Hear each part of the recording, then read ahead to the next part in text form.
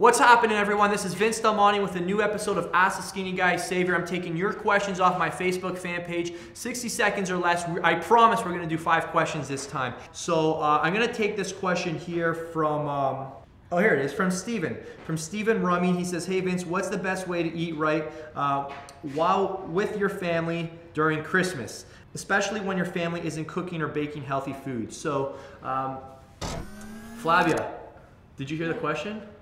No. Flavia's working out right now. What's your #1 tip for your females for surviving Christmas, New Year's? These are really 20s. Say again. What's your best tip for males and females to get through the Christmas season? Oh, easy. Say no more than you say yes. That's pretty good. That's awesome, Flavia. Say no more than you say yes. That's awesome. So there you go. That's probably a great tip. I'll just give you 3 more quick things if you truly are looking to manage this time of the year. So one thing I do is I work out before I go, before Christmas Eve. I have a huge workout before, so I deplete my glycogen. Another thing I do is just, try and fill up on some greens. So, you don't go crazy on everything else. And the last thing is just don't be an idiot with the dessert. You know what I'm saying? Have a bit, but you don't have to have the whole cake, or you know what I'm saying? So just don't go crazy on the dessert. Get a workout in beforehand, and then obviously don't guilt yourself into trying some foods. It is Christmas time after all, so enjoy the time, and there's always time to burn some extra calories off come New Year. So I think Flavia gave the best advice, by the way. Say no more than you say yes. Okay, so let's go on to oh, good question here from Cameron. Cameron says, hey Vince, I'm 5'8", 160 pounds, looking to keep some light cardio while bulking 2 times a week. Do you recommend doing the interval cardio before or after the workout? And does it count to your recommended 40 to 60 minutes that we should be in the gym? Or does our 40 to 60 minutes of weight training start after, before we do the cardio? Okay, so Cameron, this is an example of what I would consider majoring in the minors. So what I do is, get your weight training workout in around 40 to 60 minutes. It depends on the intensity of the workout and the phase of the training you're in.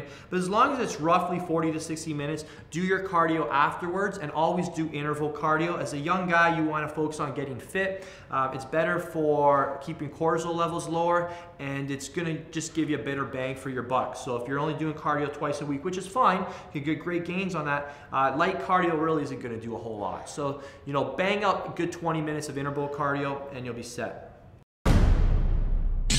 Next question goes to Alex Maurice. He says, hey Vince, I'm 71 kilograms and currently bulking. One of my calves is 1 inch smaller than the other, and any solution for that? Yes, 2 solutions. Solution 1 is to continue doing more single leg work than double leg work. So start doing some single leg calf raises. Number 2, follow the weak side rule. So don't do more reps on the strong side than the weak side, and give that a couple months and you'll see that imbalance minimize. Okay, great. Next question goes to Dejan. Dejan says, do you think doing low intensity cardio after a high intensity cardio session is beneficial, as I read that low intensity will raise the fatty acids running in your bloodstream from the high intensity cardio you just did? Yeah, obviously it's kind of like, it's called a cool down. So you're gonna flush out the lactic acid, you're gonna recover quicker, you're probably not going to be as sore after, ask any runner this, after they race 5K or 10K, they usually go out and run another 20-30 minutes after they race, and that's just to flush the lactic acid out. Now that's more for like endurance sports, but there's a bit of truth to that. If you bang out a really hard what I do, just so you know, right over here is a huge field. It's actually where it's an airport runway strip, but it's a grass, it was, but now it's a grass field. So I sprint the telephone posts, and it takes about 6 minutes to run there. So I run there as a warm up, I do my intervals, and then I'll jog home as a cool down. So yeah, you can do that. I don't think you need to do what you suggested, which was like it was a long time. I can't find a question here. But yeah, you can do a cool down after your intervals. Just stay on the machine for another 5 minutes, and it'll flush out the lactic acid. Not bad, not a bad approach at all. I'll take another question from Dejan. This is a good one. What about hybrid training? Not just bodybuilding, a little bit of everything. Strength training, power training, cross training. So here's the deal. I mean, you can be a jack of all trades, a master of none. or you can get focused and see a specific outcome based on a specific style of training. So again, it depends on what your goals are. I have friends who do CrossFit 1 month, then they're doing, powerlifting the next month, bodybuilding the next month, and they don't give a shit. Excuse my language. They don't really care. They just love experimenting. Next month they're doing Insanity, then they're doing P90X, and then they sign up for one of my programs, and they just have no interest in, planning things out, and they just enjoy working out and trying new things. So it really comes down to what are you truly after. I will tell you this, chasing more than one rabbit at once will result in not catching any of them. So if there's a rabbit you're trying to catch, if there's a specific goal you're going after, you're gonna have to dedicate time to it. You're not gonna become a great CrossFitter just doing CrossFit for 3 weeks. You have to dedicate the next few years to getting really good at CrossFit. And that goes for bodybuilding, powerlifting, all these great people in each of these respective sports, I guess you could say, focus on those sports and they put a lot of time into them. So I would suggest you figure out what outcome you're trying to achieve. This is Stephen Covey's #1 habit of highly successful people, plan with the end in mind. What end outcome are you shooting for? And then work backwards. Next question goes to David Pym. David's got a good question here on beta-alanine, a supplement we haven't talked about very frequently. I don't think we've ever talked about it. Hey Vince, I've been training for approximately 1 year and I've made some moderate gains of about 20 pounds of muscle, although being super skinny starting out. Hey, stop being so humble, buddy. That's great. 20 pounds is awesome.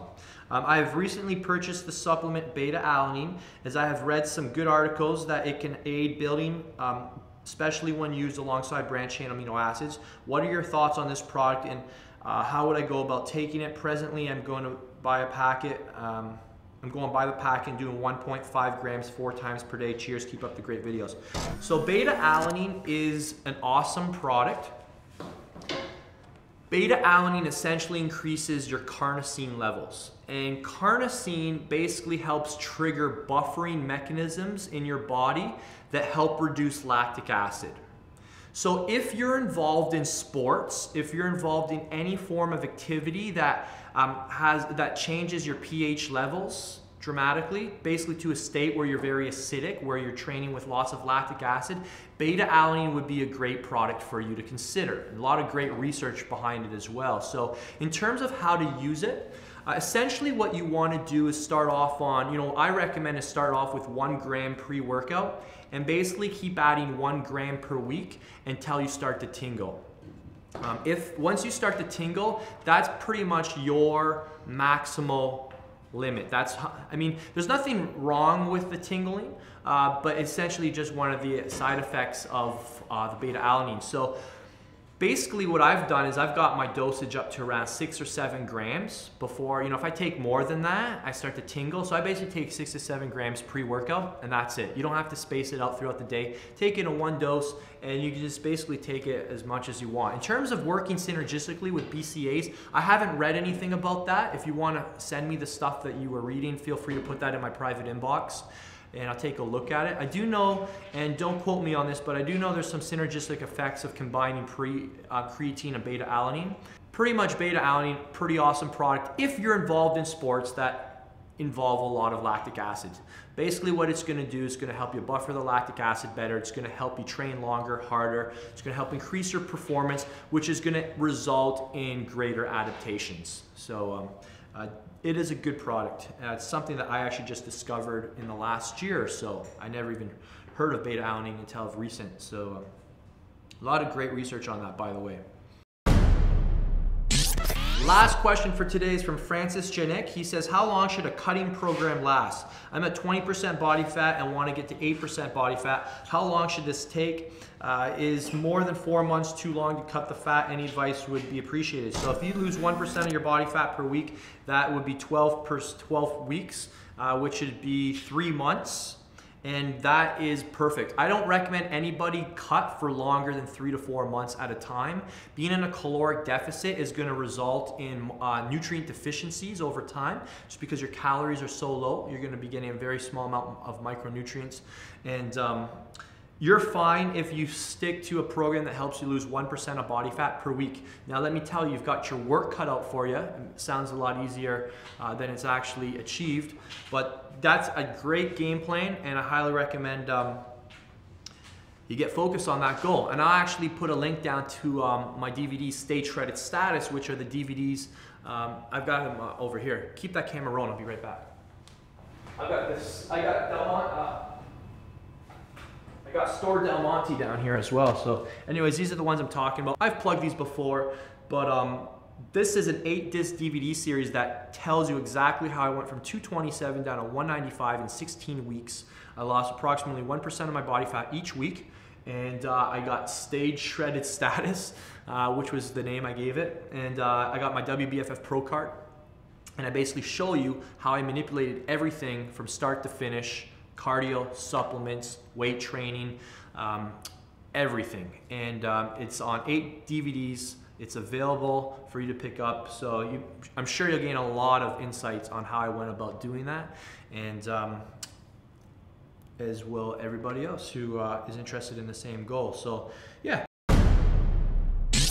All right, so there you have it, another episode. Thank you so much for watching, and you know, if you've already got the DVDs and you want some further resources to educate yourself on, then I've left a link below to check out my website, vincedelmontefitness.com. There's some cool quizzes up there for you to test your knowledge, see how you're doing, and to give you an idea of how much more room you have for improving. So with that said, I'll see you guys next time. Take it easy.